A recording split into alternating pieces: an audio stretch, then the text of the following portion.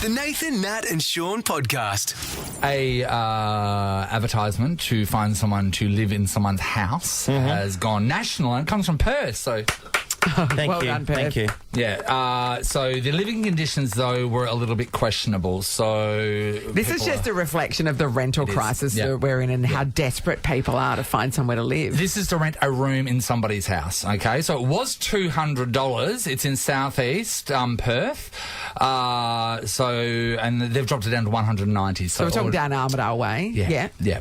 So the woman who posted the property rental ad, she put it to social media and people had a problem with what she had to say. So $190 per week. You got to respect private space, yeah? Includes all bills. No worries. 3 minutes to Gosnell train station, 3 minutes to Coles Chemist Warehouse IGA, 12 minutes to Canning Vale Cannington. Minimum 6 months stay. No parties. Right. Okay. No friends staying over. Righto. Right. Okay. Would prefer someone who doesn't cook often. What? Okay, so they don't want to mess in the kitchen. And one of the main photos of the ad is the kitchen. So here's a picture of something that you can use once a week. These people have to eat. No, clearly they don't want anything messed up in there. So clearly they're like, you can boil the kettle and have some pot noodle, that's it. Yeah. Despite all those negatives, the room has been rented out. Because people are desperate. Because they need to go there. So obviously this is somebody who's renting out a room in their house. So it's their house and they need the money, so they're renting out a room. The kitchen thing, though. You can't say don't cook often, because then that question is, what's often? Yeah, that's right. How do you define that? Is that more than once a month? Am I allowed to have breakfast each day? Is that cooking? Is like putting milk in the cereal? Toaster? Yeah, is that cooking? Anyway, we're talking about the fact that I luckily haven't lived anywhere that has really weird rules enforced upon me. Priya, who joined our team this year, Priya, you were sharing a house. Yeah. In Canberra, wasn't it? Yeah. All right, tell us all about it. Well, I met her through flatmates. Yeah. Because it was my first week in Canberra, so I just needed a place. And I was like, oh, she's cool, she's nice, she's fun. And then she came with a lot of rules that I was not ready for. Okay. Run us through some. Yeah. So it was during COVID time, so I really could not leave. So just imagine 24/7. I wrote them down just so I didn't forget. Okay. But the one thing was I wasn't allowed out of my bedroom from 10 p.m. You're not allowed. What is she running? Go to the toilet. Or she had a pee bucket. So I wasn't allowed out of the bedroom out of 10 p.m. I wasn't allowed to close the fridge door after 10 p.m. because that's too loud. What was the reasoning you weren't allowed her out of your bedroom? Was she gallivanting nude in the other areas? No, it's making noise, wasn't it? So she had a cat, and the cat was really, really needy and loved it. So she would leave the door open just a crack so the cat could go in and out freely. So because the door was open, every sound was really loud, and she woke up at 6 a.m. So that was really disturbing for her sleep. Okay, fair call. Right. These seem reasonable. Good going. What else we got? So the other one that I got the most annoyed about was when because Canberra's cold and it's freezing, and my window was like a sliding door, so it frosted on the inside during minus degrees. It's a cold place. It's cold, and she really believed in eco lifestyle, so we weren't allowed a heater. So I slept in an hoodie and 2 duvets every night.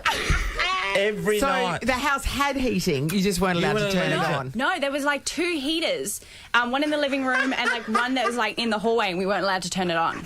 So there's heaters there mocking you.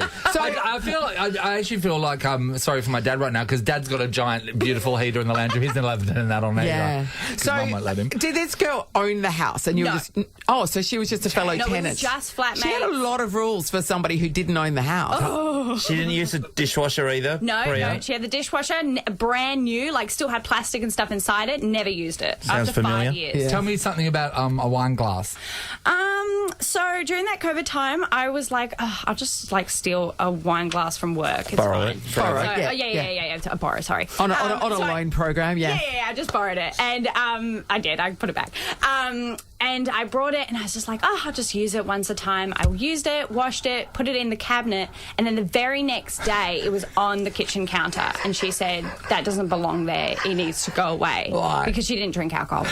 So therefore, So she couldn't nobody see else She can't even look at a wine glass. I couldn't see it behind a pane of glass. It was in a cabinet. So, did you have to have your wine glass in your bedroom? Yeah. There's a lot of things that were in my bedroom. You could drink wine after 10 p.m. I cannot believe this. That's extraordinary. I've read stuff about rules that people have had to live with, and I've always just thought, are they real or are they made up? And now hearing it from you, it is real. I know. And when there's, in tight rental markets, you don't have a choice. You can't complain about it. You can't do anything. You just got to go with it because you've got nowhere else to go. All right, that's what we want to talk about. House rules that you were forced to live with that were really strict or bizarre or just stupid. It can be in a lease scenario when you're rooming with someone. Maybe it's an Airbnb sitch. Maybe it's something really weird, a rule that you grew up with that was in your house, and then when you got out of your house, you realise that's not normal. No. How's this? Someone's going to have the best time ever when they spend $300 at IGA. Nice. Tucker Fresh IGA open 7 days a week. Check out the newest store in Piara Waters. All right. Have you had to live with some very strange house rules? Hit us up. Let's go to Tamara in Hammersley. Hi, Tamara. Hi, good morning. Hey, I have the absolute worst house rule ever. I rent a property, and on the back of each toilet door, there is a big sign saying, do not flush the toilet paper. It needs to be placed in a bin after use. Oh, this is like being in Greece. Yes. Yeah. What? It's pretty gross. But this is not Greece, Natalie. No, that's right. We have plumbing. So I take it, is there a septic? Well, there must be. They were obviously worried about blockage of drains, but it really worries the visitors, and they think it's a joke. But I go along with them and say, "Oh no, don't flush the toilet paper." But my God! Don't follow that. Whose job is it to empty the toilet she doesn't paper follow it, bin? but I just think it's so funny for Tamara if a guest to walk in and then she hands them like a plastic sandwich bag. You're going to need this. Just take that with you. And just pop that in your bag and take that home with you, thanks. Yeah, exactly.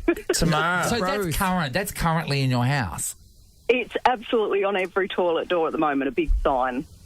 Wow, you can't rent someone a house and ask them not to flush toilet. But you're in Hammersley. You're not living out in this, and even it's not in the sticks. I mean, I grew up with a septic tank. Mum and Dad had one. And we can still flush toilet paper. Yeah. That's so weird, Tamara. Good luck. Thank you. Melanie's in Wellard. Hello. How you going? Hi, Mel. You sound very far away, Mel. I'm on my way to work. I do drive in, drive out. Okay. Picking up what you're putting down. All right. What was it, Mel? So I used to live with my cousin, and she had a toilet in the bathroom as well as a separate toilet. And we weren't allowed to use the toilet in the bathroom for a poo, and we were only allowed to use it if an emergency for a wee. What? So what's... Where would you poo? In the separate toilet. In the separate toilet. We had to go in the separate toilet, but if someone was in the separate toilet, you had to wait. So, what was the reasoning? Did she ever say? She didn't want poo germs all over her stuff in the bathroom. So that's her own bathroom. You're not doing your stuff in here. Okay. Yeah. Well, to be honest, have you seen those videos where they show when you flush a toilet how much poo particles covers everything? So she's right, to be honest. Like... Yeah, maybe. But, I always took my lid down when I flushed the toilet anyway. I know, but not everyone can be trusted like you. She's just worried about all the poo particles all over her Revlon colour stay. On the toothbrush. She didn't want her bathroom smelling of poo. I mean, that seems normal. I can see her reasoning why. I do think it's unreasonable. It's a bit extreme, I can see her reasonings why. Sharon's in Jindalee. Hello. Hello, how are you? Good. Great, Hi, Sharon. Okay, talk to us about the house rules you've lived with. So basically, I couldn't use the bathroom or the kitchen before 7 a.m, which was a bit tricky because I started work at 8. So why? What was the reasoning behind that? So the bathroom, when you flush the toilet or use the shower, it was really noisy. The pipes made loads of noise. So if she didn't like it, it disturbed her. And then the kitchen, if you put the kettle on or made any noise, it'd wake her up. And she didn't like it. So I ended up joining the local gym just to use their facilities. Oh, my God, Sharon. I know. And then the girl in the gym actually said, are you actually having a workout? And then they asked if I only came to use the toilet and have a shower. Oh, my God. Sharon, did you ever work out of that gym? No, never. But we did have a really good cafe, though, so we used to get some nice healthy tea. Yeah, you joined the gym so you could have a shower and then pop into the cafe. Exactly. Sharon, plus pay your rent. Yeah. Yes. The person you live with, Sharon, what was the reasoning why they didn't want to have the noise? Like, that's not unreasonable. She didn't like it. She didn't like it. She wanted to sleep in. Because she didn't go to bed till 10. And she didn't have to get up till 9, so she didn't want to get disturbed, basically. But she'd come in of a night. That's 11 hours. And I know. She hibernates. It's like a hibernation. Do people sleep that long for 11 hours? Harry goes to bed at 10 and gets up at 4. I'm on basically about 6 hours a night. Are people getting 11 hours sleep? No. Wouldn't you wake up? Wouldn't your back hurt? It's not. It's not making her more cheerful. So I don't see the point of it. Sharon, that was an absolute stitch-up. We've got $300 to spend at IGA. It's coming your way. Tucker Fresh IGA opens 7 days a week. Check out the newest store in Piara Waters. Beautiful work. Thanks, Sharon. It's the Nathan, Nat and Shaun podcast. It is All Hallows Eve, or Halloween, as we call it around here. That's right, and we're going to find out It's getting spooky. what it's like to actually bust or hunt a ghost. We're yet to find out. Well, we are. We're going to do that right now with Marcus Radar. Good morning, Marcus. Hey, good morning. How are you? Marcus. Haunting Extreme is a ghost hunting, busting business that you've got? Yeah, I don't know if it's a business. Made no money from it yet, but... But you put out some great videos. Oh, thank you. The spirits don't have money. I've just worked that out. It's a bad business to get into. Yeah. I'm going to change the model. Yeah. So no, but look, I've always been intrigued by the spiritual world and ghosts and so forth. And when I was 16, it all started. And since then, I've sort of combined it a bit. And I do follow a few YouTube channels over in America where they do this, and you go to haunted places, you get locked in a place for a couple of hours, and you poke the spirits around and sort of see what you can get. And look, it's amazing when you open up that veil. It's crazy what you do come across, and verification too. I'd be too scared personally. So how many people now? Because you've been doing this for how long now? God. Years. The YouTube's only a couple of years, and I do have other business I've obviously prioritised. So I have been a bit slack. I've got a few videos I've got to edit and put up, but I do love it. Yeah, well, are you the go-to if someone has a disturbance, someone goes, okay, I know a guy, and they get you to come around and see if there's something there? I have done that for a friend, and I have actually moved a spirit on for them that was opening up the manhole. Thank you so much for doing that for me, Marcus. Actually, you weren't happy that I moved them on. Hey, Natalie needs next week. Let's get a different hole. So that's pretty amazing. So do you need to have a ability like a medium to connect with spirits, or do you need the equipment to do what you do? So a bit of both. I don't consider myself a medium. I can't sit here and talk, like John Edwards or people of that sort, and say there's somebody here and they're talking to the other side. No. I go in there and the equipment verifies things for me, and there is a spirit box which is which basically goes through about 700 radio channels at one time, and that's how words come out, and they can use that to communicate to you. So I've used that, and look, I'll give you a very quick example. I did a video out at Bon Scott's grave in Fremantle, and I asked him, what's your favourite song? And it came back with It, and I went, and it wasn't until I edited it that I actually looked at the words, and then I Googled, and It was actually a song on his very first album before he was with AC/DC. So it's these little things that, that do confirm that, I'm a 100% believer, It would be so funny if you said, love story, tell us.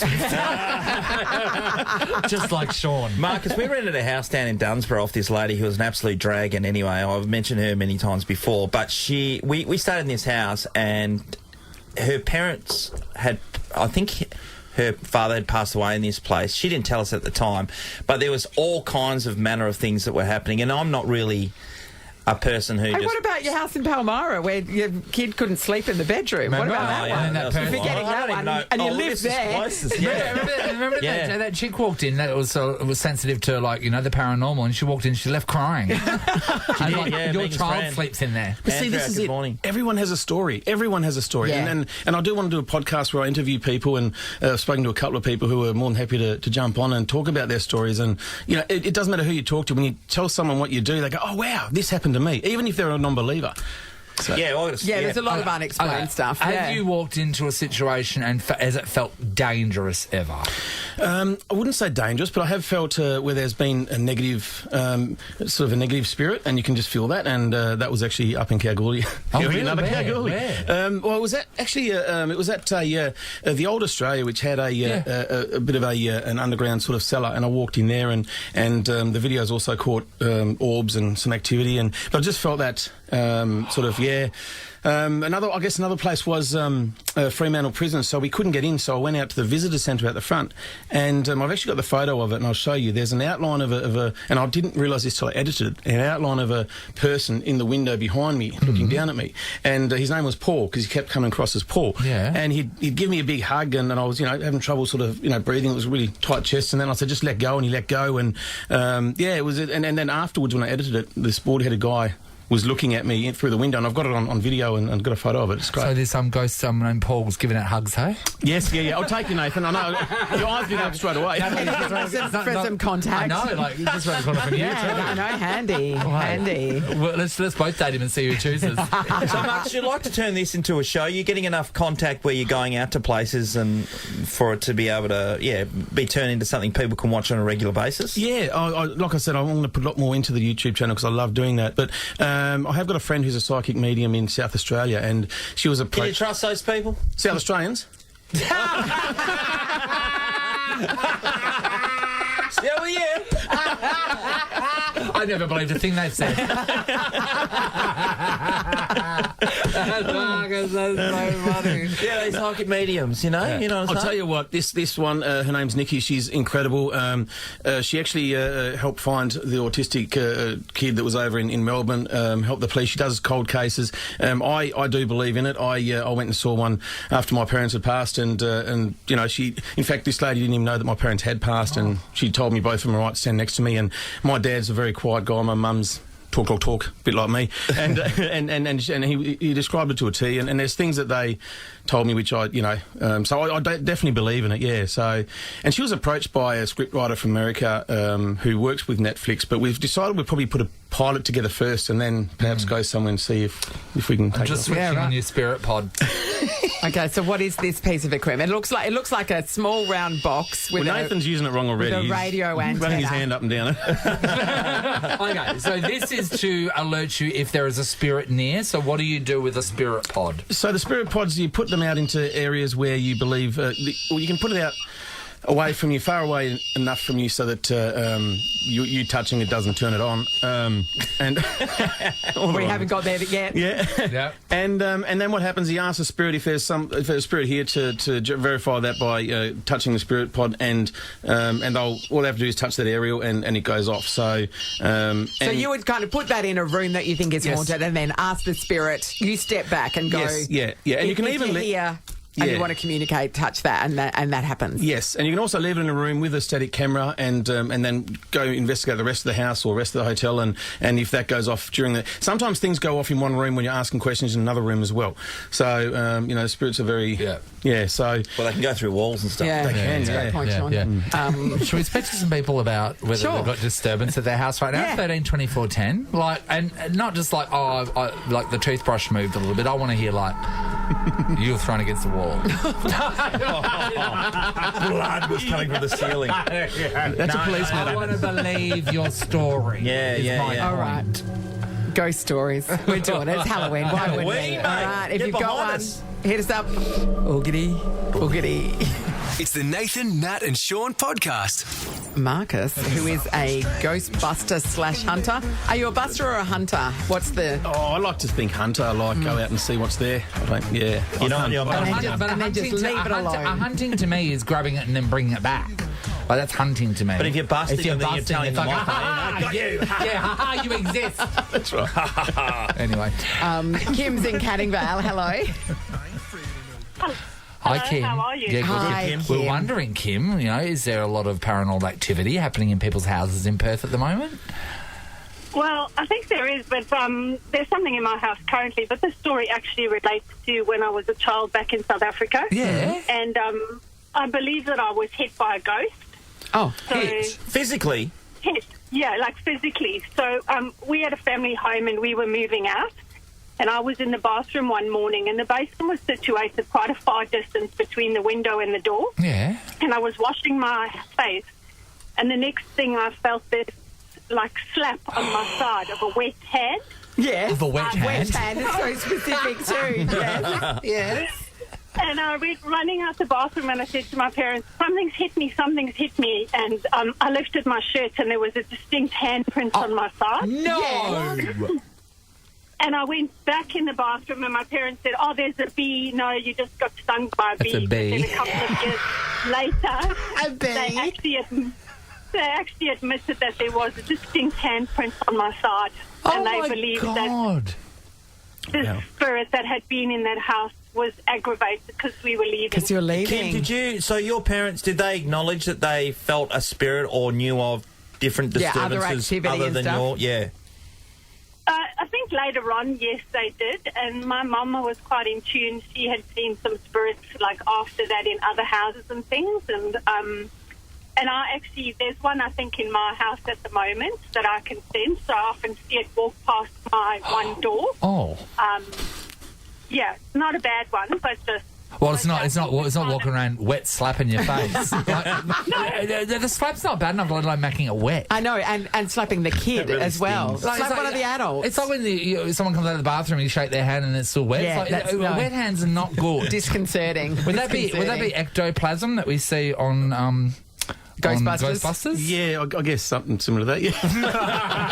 You got some ectoplasm. Gonna go with From that documentary, Ghostbusters. Thank you, Kim. Brooke's in Baldivis. Hello. Hi, how are you? Okay. Is there stuff going on at your place, Brooke?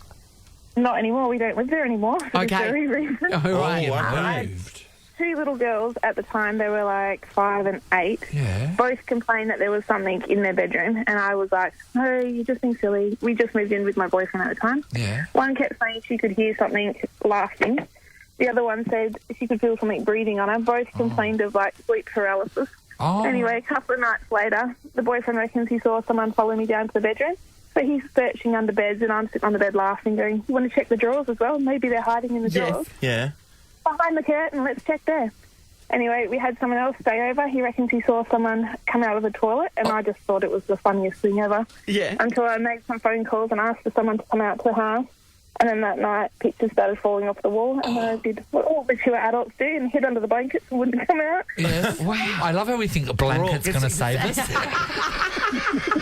The spirits can't get under a blanket. Everybody knows their reaction to wool, Nathan. Brooke, I used to get really angry at my son who was living in our back bedroom where my wife's friend said was basically haunted. She came out crying, and I used to get really angry at him before then for, getting out of his bed and coming out there and saying, "I can't sleep down there," over and over again. And you were doing the same with your kids, not believing them. But Brooke, so pictures are coming off the wall, you've hidden under your covers, then, in the movies, you really should, at that point, move out. What did you do? We did.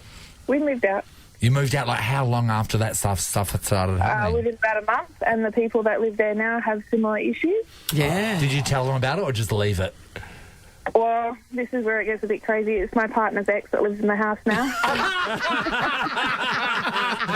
What a stick show. So you know what you do when you leave? You make sure you piss off that spirit. Get it really riled up and angry. That's actually amazing. That's actually amazing. Oh, too good. Thank you. Thanks, everybody. Hey, Marcus, I think we're going to have to go on a bust with you. Let's do it. That's awesome. Yeah. Pretty exciting stuff. Yeah, we'll organise one. It'd be great. All right. You've got an Instagram, don't you? Yes? Instagram, Hauntings Extreme. And with just the X? Just with the X, yeah. If anyone's got any activity that they'd like to report for you, let me know. I'll be there. Yeah, definitely. Everybody, get on board.